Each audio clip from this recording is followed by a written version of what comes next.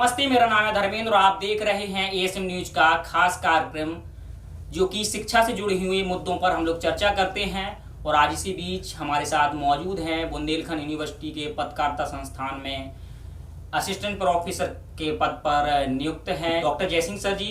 तो आज हम उनसे चर्चा करेंगे खास तौर से पीएचडी के विषयों के बारे में कि ये एक कोर्स कैसा होता है, क्या होता है, इन कोर्सों में क्या होता है, क्या शोधें होती हैं और आप इसमें कैसे जा सकते हैं। तो सबसे पहले जयसिंह जी आपका बहुत बहुत स्वागत है। आपका बहुत बहुत धन्यवाद। आपने मुझे इस कार्यक्रम के लिए चुना, अवसर दिया, मेरे विचारों को जानने की कोशिश किया, इसके लिए बहुत बहुत धन्यवाद जी। मैं आपसे अब जानना ये चाहता हूँ सबसे पहले कि अगर हमें किसी सामान्य इंसान को समझाना है कि पीएचडी होता क्या है, तो अब हमें पहले ये बताएं और जो दर्शक देख रहे हैं खास तौर से जो शिक्षा से जुड़े हुए लोग हैं कि पीएचडी होता क्या है। वस्तुतः पीएचडी अगर उसका फुल फॉर्म हम समझने की कोशिश करते हैं तो उसका मतलब होता है डॉक्टर ऑफ फिलॉसफी। फिलॉसफी से तात्पर्य ये है कि दर्शन तो बड़े अर्थों में लिया जाता है कि जब किसी चीज़ को हम ज्ञान के बल पे देखने की कोशिश करते हैं, लेकिन जब हम रिसर्च के संदर्भ में उसको समझते हैं तो पीएचडी का मतलब ये होता है कि किसी विषय पर हम लोग तार्किक ढंग से और वैज्ञानिक ढंग से किसी निष्कर्ष पर पहुंचते हैं और नए तथ्यों की खोज करते हैं। तो रिसर्च का मतलब ये हो गया कि हम नए तथ्यों की खोज करें जिससे शिक्षा जगत में हम एक नया कंट्रीब्यूशन दे सकें या खोजे गए तथ्यों को इस समय देख सकें कि उसकी रिलेवेंसी है कि नहीं वर्तमान में। जी, तो जैसे पीएचडी जैसे सपोज दैट के किसी कुछ छात्रों को करना है, छात्र पीएचडी करना चाहते हैं तो क्या क्राइटेरिया होता है, उनकी एलिजिबिलिटी क्या होती है, कैसे लोग इसमें जा सकते हैं या इस कोर्स को कर सकते हैं। जब विद्यार्थी पीएचडी करना चाहता है तो सबसे पहले ये अनिवार्य हो जाता है कि उसकी स्नातकोत्तर डिग्री जो है 55% के साथ होनी चाहिए। 55% के साथ होने से बहुत सारे विश्वविद्यालयों में अगर नेट और कोई जेआरएफ होता है तो उसको जो है एग्जामिनेशन से छूट मिल जाती है। और अगर कुछ विश्वविद्यालयों में ऐसा होता है कि खुद की परीक्षा करवाते हैं और परीक्षा उत्तीर्ण होने के बाद उसका इंटरव्यू होता है, इंटरव्यू होने के बाद उसको इसके लिए चुना जाता है। जी, जैसे अगर उसका सिलेक्शन हो जाता है, जैसे आपने कहा कि नेट का उसने एग्जाम दिया और इंटरव्यू सारी चीज़ें क्लियर हो जाती हैं, तो वो अपने विषय को कैसे चुनेगा? क्योंकि जब वो शोध करेगा, कोई भी छात्र है जो शोध करेगा वो अपने विषय को कैसे चुनेगा कि कैसे निर्णय ले कि हमें किस विषय से पीएचडी करनी चाहिए। विषय से, जिस विषय से स्नातक होगा, एमए मतलब जिस विषय से एमए होगा उसी विषय से, और वो पीएचडी तभी कर सकता है जब 55% के साथ होगा।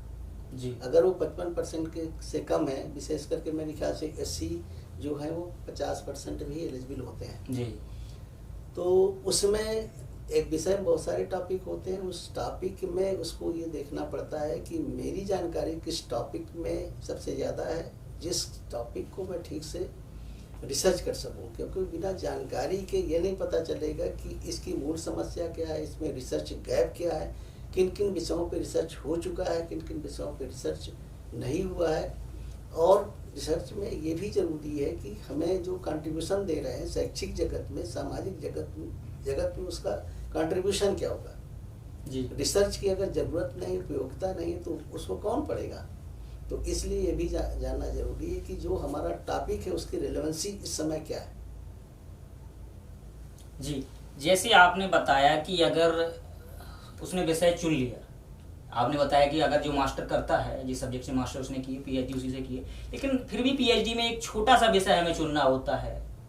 हाँ, तो उसके चुनाव के लिए उसे पहले से प्रिपेयर रहना होगा, तैयारी करनी होगी, पढ़ना होगा। अगर कोई बच्चा पढ़ने में अच्छा है, उसका एग्जाम निकल जाता है, थोड़ा एक्टिव भी है तो उसका इंटरव्यू भी निकल जाता है, लेकिन अब उसे ये समझ में ही नहीं आ रहा है कि वो जिस सब्जेक्ट से उसने मास्टर किया है उसमें कोई ऐसा टॉपिक खोज सके कि जिसपे खोज भी ना हुई हो, तो इसमें तो बड़ी समस्या आती होगी ना। तो सबसे पहले जो है जिस टॉपिक में उसका इंटरेस्ट है, सबसे पहले तो रिसर्च करने के लिए आजकल जो है कोर्स वर्क होता है जी। 6 महीने उसको कोर्स करना पड़ता है रेगुलर रूप से।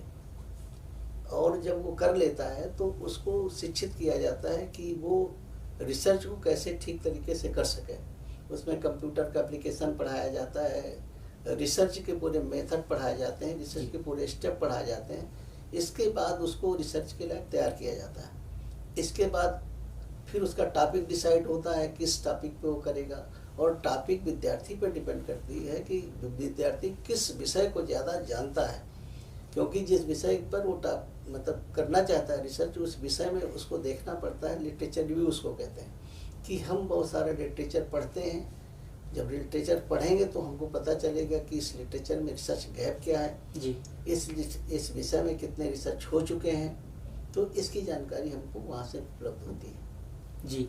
आप भी अभी हाल ही में जयसिंह से डॉक्टर जयसिंह बने हैं, जी। आपने भी शोध अपना पूर्ण कर लिया है, तो आपका विषय क्या था, आपने किस विषय से किया है? मैंने बुंदेलखंड के ट्रेडिशनल मीडिया, जिसको जी। हम लोग जब चूँकि मैं मास कम्युनिकेशन का स्टूडेंट हूँ, तो हम लोग जो है देखते हैं कि जब हम मीडिया पढ़ाते हैं तो हमारा एक ट्रेडिशनल मीडिया जी, जिसको बहुत कम लोग जानते हैं और जो समाज में बहुत बड़ी भूमिका निभाता है, समाज की कल्चर को प्रमोट करते हुए समाज को एक जीने की कला सिखाता है और समाज की मुख्य धारा के साथ साथ अपने को जोड़ता हुआ आगे बढ़ता है।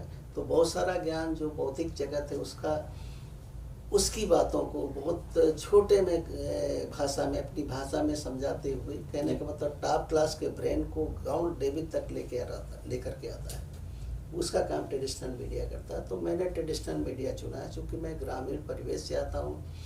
गांव की समस्याओं में ट्रेडिशनल मीडिया की कंट्रीब्यूशन को मैं समझता हूँ जी, और मैं बुंदेलखंड में करीब 10 साल से रह रहा हूँ, 10-12 साल से रह रहा हूँ। तो बुंदेलखंड की ट्रेडिशनल मीडिया को मैंने अपने रिसर्च के लिए, चूँकि मैं आसानी से यहाँ वॉक कर सकता हूँ, यहाँ से मैं प्रश्न उठा सकता हूँ, उसका ऑब्जर्वेशन कर सकता हूँ, यहाँ पे आसानी से सर्वे कर सकता हूँ, इसलिए मैंने इस टॉपिक को चुना। जी। वैसे कितना समय लगा होगा आपको इस शोध को पूर्ण करने में? मुझे 6 साल का समय लगा इस को पूरा करने में। तो आपने ये शोध पूर्ण कर लिया है, तो आने वाले समय में क्या समाज को, सोसाइटी को क्या मतलब इससे लाभ होंगे?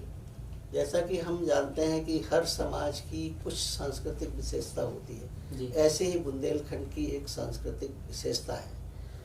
तो बुंदेलखंड की जो सांस्कृतिक विशेषता है उसका बहुत सारा कंट्रीब्यूशन है। जैसे बुंदेलखंड ने स्पेशली, अगर हम बहुत पीछे से न जाकर के मध्यकाल से देखते हैं तो चंदेल कालीन जो संस्कृति है उसका कंट्रीब्यूशन ये है कि स्थापत्य में जी, खजुराहो के मंदिर है, मंदिर निर्माण की कला या मूर्ति निर्माण की कला विश्व प्रसिद्ध है। इसकी वजह से हमको बहुत सारा रेवेन्यू आता है। दूसरी बात, इस समय हमारा देश जो है रेन की या पानी की समस्या से जूझ रहा है, तो रेन वाटर हार्वेस्टिंग के जो प्रोग्राम चल रहे हैं उसका भी बहुत सारा जो है पहले से काम किया जा चुका है। जैसे हम लोग देखते हैं चंदेल कालीन बहुत बड़े बड़े तालाब, जिनको कीरत सागर, बहुत सारे सागर हैं महोबा के इर्द गिर्द, और पानी के संरक्षण की उन्होंने बहुत अच्छी व्यवस्था की थी। पूरे बुंदेलखंड क्षेत्र में जहाँ जहाँ चंदेलों का शासन था, इसके बाद बुंदेले लोग आते हैं, इन्होंने बुंदेलखंड में जलों की बहुत बेहतर व्यवस्था किया था, जिससे कृषि को बहुत सारा फायदा हो रहा था। जी, इसके साथ साथ हम देखते हैं बुंदेलखंड के बहुत सारी जगह हैं, जैसे चंदेरी। चंदेरी में आज भी साड़ियों का निर्माण कार्य है, ये बहुत पुराने ज़माने से चला आ रहा है। साथ साथ जो है बुंदेल कालीन जो है, जैसे हम लोग लिटरेचर पढ़ते हैं तो उसका एक सांस्कृतिक लिटरेचर जैसे आ रहा है, महोबा से जो जनरेट हुआ और पूरे विश्व में वो सराहा गया, आज भी वो चल रहा है। तो कहने का मतलब, जिनकी कोई आवाज़ नहीं होती, ग्रामीणों की कोई आवाज़ नहीं होती, तो उस आवाज़ को जो है ये बुंदेलखंड की संस्कृति जो है उसको पिरोती है। जी, आपके शोध में ये जो आपने बताया बुंदेली कल्चर के बारे में, तो इसमें शायद लोक नृत्य होते हैं, लोक गायकी, ये भी शायद? हाँ, बहुत सारे कल्चर का भाग ही। जैसे हम लोग कल्चर को जो डिफाइन करते हैं, तो जो भी उसका बौद्धिक चेतना होती है, उसका दर्शन है, उसकी फिलॉसफी, उसकी कलाएं हैं, उसके जो है कला में जैसे संगीत है, नृत्य है, गायन वादन नृत्य है, सब कुछ आता है। तो जैसे राई नृत्य है, राई नृत्य में वर्तमान में भी बहुत सारे बच्चे काम कर रहे हैं। हमारे डिपार्टमेंट की 2 बच्चियाँ मेरे ख्याल से प्रोग्राम लेकर के जो दीवारी और क्या कहते हैं ये राई नृत्य में पार्टिसिपेट करने शायद त्रिपुरा जा रही। तो और बहुत सारे लोग यहाँ के बहुत सारे लोग काम कर रहे हैं। जैसे देशराज पटेरिया ने पहले काम किया है, गायन में काम किया है। देशराज पटेरिया लोक गायक रहे हैं। इसके पहले जो है ईश्वरी बहुत महत्वपूर्ण रहे हैं। और वर्तमान में जैसे राई नृत्य है, एक राधा प्रजापति शायद एक लड़की जो है बहुत बड़ा काम कर रही है, जो खाड़ी देशों में अपना उस प्रोग्राम दे चुकी है। और करवी क्षेत्र के तिवारी नृत्य में इंटरनेशनल कंट्रीब्यूशन दे चुके हैं, अपना प्रोग्राम दे चुके हैं। तो इस तरह से भारत की संस्कृति को लोगों को जानने के लिए टाइम मिलता है। और हमारी संस्कृति में जो कुछ द बेस्ट है, जो कुछ सबसे अच्छा, उसको हम लोग जो है आगे बढ़ाने का काम कर सकते हैं, जिससे हमारे लोगों को जो क्या कहते हैं, जो स्वाभाविक अभिव्यक्ति है जी, वो भी बची रहती है और साथ साथ उनको प्रमोशन भी मिलता है, उनकी पर्सनालिटी का डेवलपमेंट भी होता है। जी। चर्चा खत्म करने से पहले हम एक प्रश्न और रखना चाहते हैं। जब संस्कृति की बात आती है तो ये विलुप्त होती जा रही है, तो आपके अनुसार क्या वो कारण रहे कि हर एक कल्चर बिल्कुल लुप्त सा जा रहा है? देखिए, इसके पीछे तो जो इंटरनेशनल जो मीडिया है, विशेष करके इंटरनेट का जो प्रभाव है, जिसको स्काई इन्वेजन कहा जाता है, पढ़ी लिखी भाषा में मतलब आकाशीय आक्रमण कहा जाता है।